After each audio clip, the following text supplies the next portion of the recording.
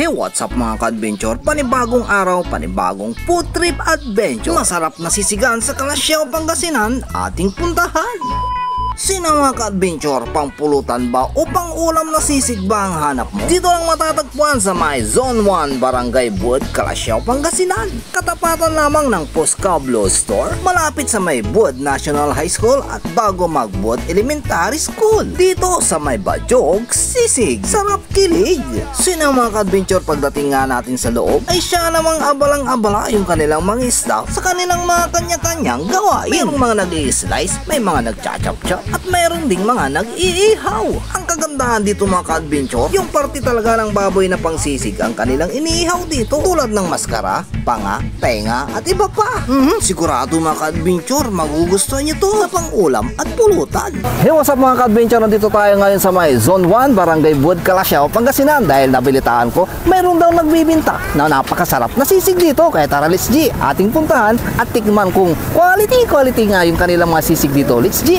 Na mga ka-adventure, nag-order na nga tayo ng kanilang pinagmamalaking sisig for as low as 70 pesos. Mayroon nga rin sila ditong free order party tray para sa inyong iba't ibang okasyon sa inyong buhay. At heto na nga, niluluto na ang kanilang pinagmamalaking bestseller dito na sisig. Nilagay na nga nila yung kanilang sekretong pampalasa. Nilagyan na rin nila ng itlog, kunting mikos-mikos lang ni kuya, at lalagyan na nga nila ng siling haba at sibuyas. Grabe, tignan nyo naman mga ka-adventure, hindi tinipid.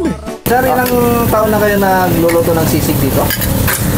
Nag-umpisa kami kasi nung April 22, 2021, bali 4 years na kaming 4 years na kaming nagtitinda.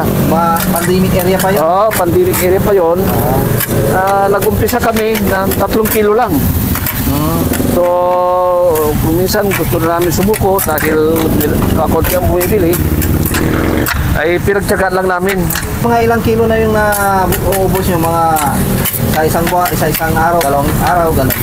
Sa ngayon, sa loob ng 2 araw, nagkukonsumo kami ng mga 60 hanggang 70 kilos. Grabe, dati 3 kilos lang. Oo, so sa awa ng Diyos, tulong ng Panginoon ay nakakadami na ngayon. Pataas pa rin ang pataas. So nagpapasalamat kami sa mga customers na parating tumatangkilik sa aming Bajog Sisig. Bakit Bajog Sisig yung pangalan sa? Bajog Sisig kasi ang palayaw ng apo namin, Bajogs.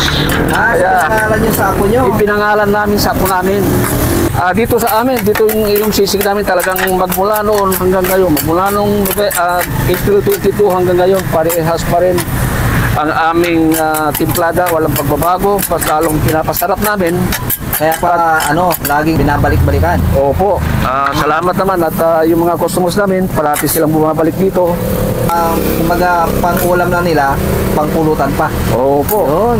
Ano yan? Pang-ulam, pang-pulutan? Pang-pulutan. Aratan. So kikila J Sisig. Pulutan o pang-ulam? Pang-ulam. Sige, ingat. Open nga sila dito Monday to Saturday mula alas 4 ng hapon hanggang 8:30 ng gabi. Sir, kumusta yung sisig na Joy? Sarap. Quality? Oo, quality na. Sa halagang 40 pesos, no? May sisig na, may kanin pa. Sulit na. Sulit na. Uy! Quality? Quality. Pampulutan o ulam? Ulam. Kumusta yung sisig na dyan? Masabi, sir. Quality? Papay pawinag na eh. Kaya kung ako sa inyo mga ka-adventure, subukan at itry nyo na rin bumili at matikman yung kanilang sisig dito. Grabe, napakasarap mga ka-adventure. Quality. Kaya kung ako sa inyo, dumayo. Pumunta na rin kayo dito sa may Bajog Sisig. Dahil dito sa may Bajog Sisig, sarap kilig.